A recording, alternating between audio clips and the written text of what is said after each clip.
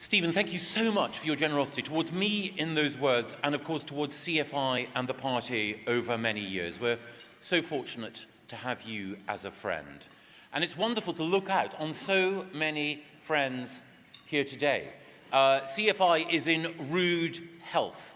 It is the case that there are cabinet ministers, newly elected members of parliament, peers, thinkers, doers, business people, figures of renown and stature across British public life who are gathered here today, and it is wonderful to see so many of you, and thank you for your support.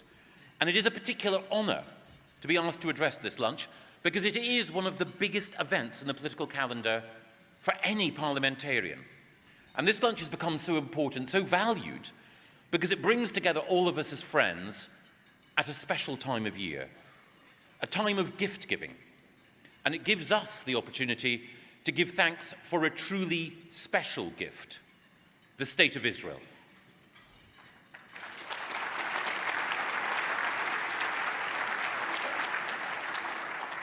A beacon of democracy in the Middle East, a land of laws and liberty in a region scarred by extremist ideology and military oppression, an incubator of life-saving technologies and liberating innovation, in a neighbourhood where others hold lives cheap and want to keep people in a state of medieval servitude, and a home for the Jewish people, who at last have a land they can call their own after millennia of prejudice and oppression, long centuries when their very existence was under threat. Israel truly is a light to the world, and let us pray that light burns brightly for all time.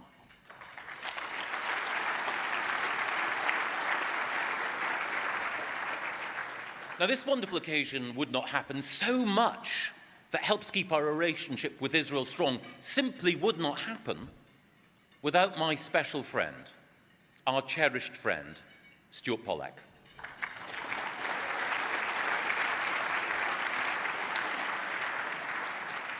And we wouldn't be here without the hard work of the other members of CFI's great leadership team in Parliament. Stephen Crabb and Richard Harrington, Howard Lee and James Arbuthnot. And of course, we all owe a special debt to CFI's most energetic champion over the years, Israel's greatest chum, Sir Eric Pickles.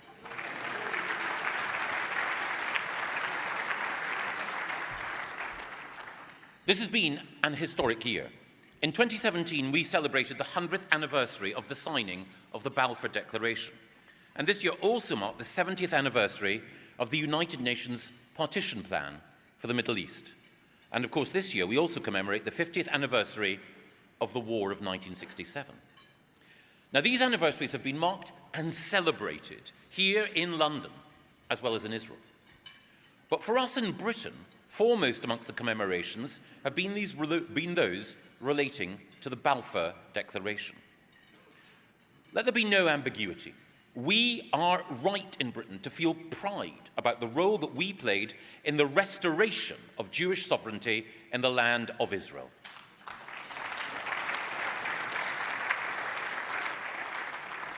At a time when our history in Britain has become for many either an embarrassment or an indictment, let us be clear that committing to provide a home for the Jewish people was not just a moral good. It has been a success for mankind, a vindication for the human spirit, and let us never apologize for that.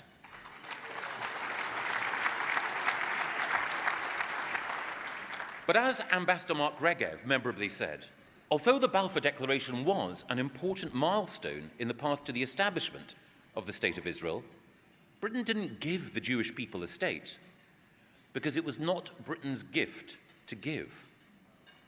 The Jewish people had the right to live in the land of Israel, have the right to live in the land of Israel, not because of a letter from Whitehall a century ago, but because that land has always been and always will be the historic homeland of the Jewish people.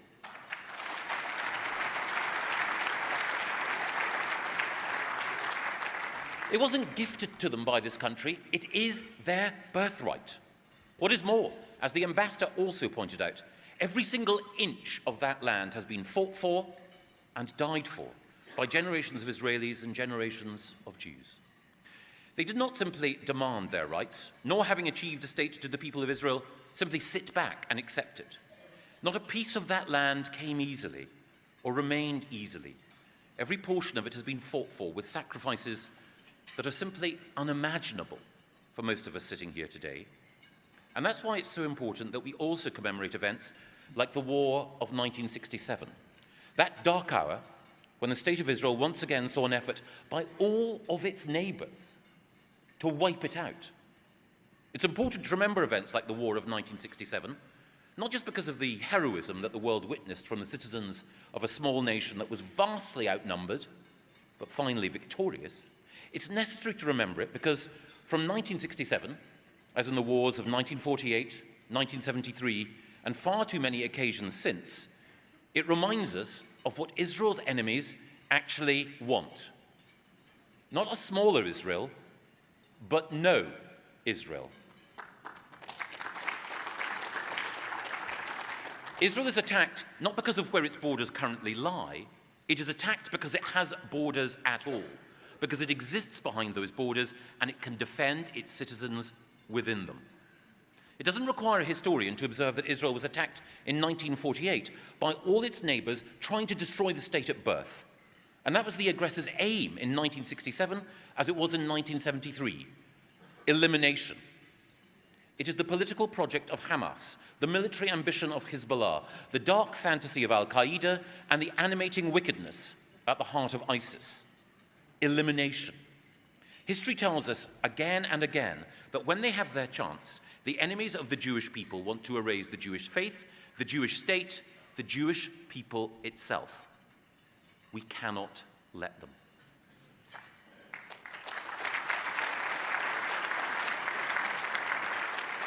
And it is necessary to return to these historical facts, to state them again and again, because there is no abatement in the threat to Israel.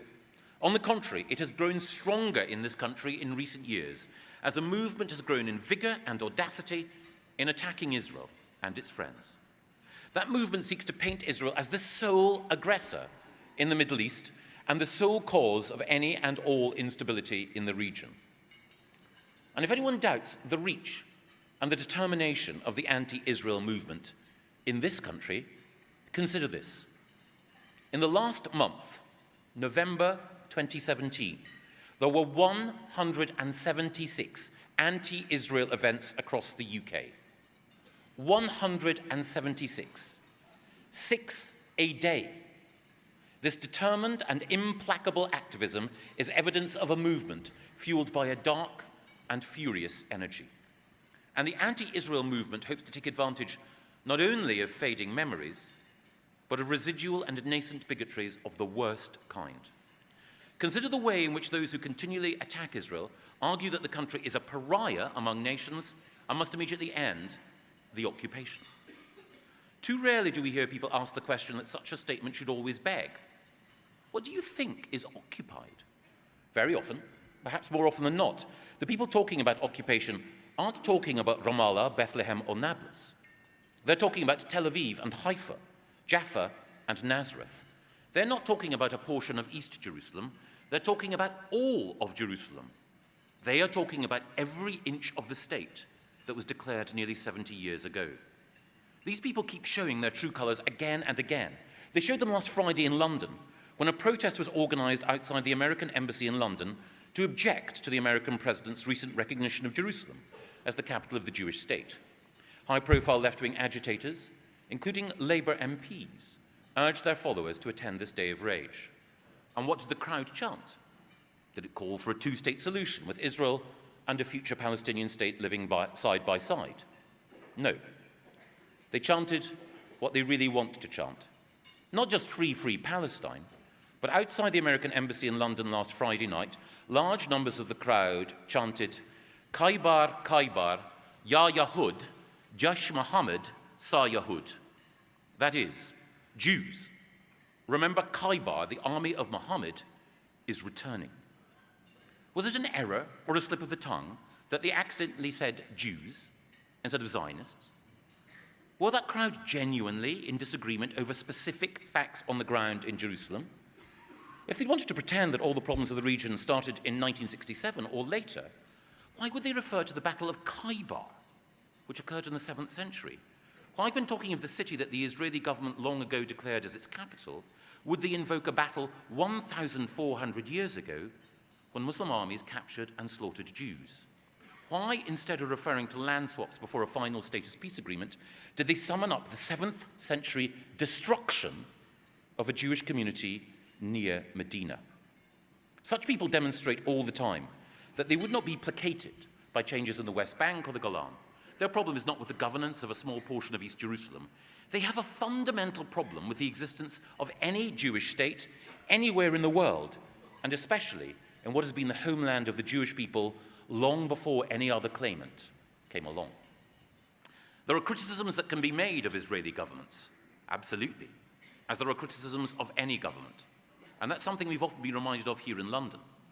But when a specific aspect of British government policy gets criticised, you very rarely have to check on whether or not the critic actually seeks the end of the British state. When somebody criticises an action of my own department at DEFRA, I can easily assume the critic does not secretly or otherwise harbour a desire to wipe this nation and its people off the map. That this is not a certainty that my Israeli counterparts can enjoy. They know, as everyone in this room knows, that much of the criticism of Israel, a criticism which can now be heard from the very top of the Parliamentary Labour Party, is not about a criticism of some aspect of Israeli government policy. It is a refutation of the historic claim of the Jewish people to their homeland. It is an attack on the right of the State of Israel to exist. It is fueled by a hope that the Jewish state does not arrive at its next 70th birthday. Well, we in this room, at any rate, are looking forward to that occasion and looking forward to celebrating Israel's 80th birthday. And should we live that long, Israel's first centenary. Not just because it will signify the triumph of sovereignty over tyranny, of resilience over fatalism, and justice over terror, but because it will continue to show that a people willing to fight for themselves and deal justly with their neighbours is a model for the 21st century, as it has been in centuries past. When we look across the Middle East today, we see a huge number of challenges, tragedies, and rivalries. But one of the only things we can say with certainty is that 100 years on from the piece of paper signed in Whitehall, no greater success story could have been invented, and no greater source of hope in that region could have been imagined than the creation, preservation, and present thriving of the world's one and only Jewish state. And if anyone doubts that, left or right, Jewish, Muslim or Christian, secular or religious, ask yourself this. If you were growing up gay in any country in the Middle East, where would you feel safest? If you were accused by the state prosecutors in a Middle Eastern state of a crime of which you were innocent, where do you think you would be most likely to secure a fair trial?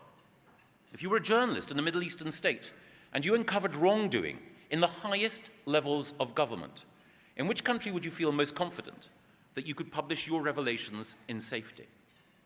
The answer to all those questions, again and again, is Israel. The country in the Middle East where human dignity, the rule of law, and free speech are protected as nowhere else. The land that was once a desert and which now blooms, which was built by refugees and now comes to the aid of the suffering worldwide, which has been under siege for decades, but is one of the most intellectually innovative on the planet. Israel. This country played a small part in the creation of that point of light. The founders of the State of Israel and the generations of its citizens who endured so much, worked so hard, and gave so much, did the rest. We can and we should, in this season of Thanksgiving, feel gratitude for them all. Thank you.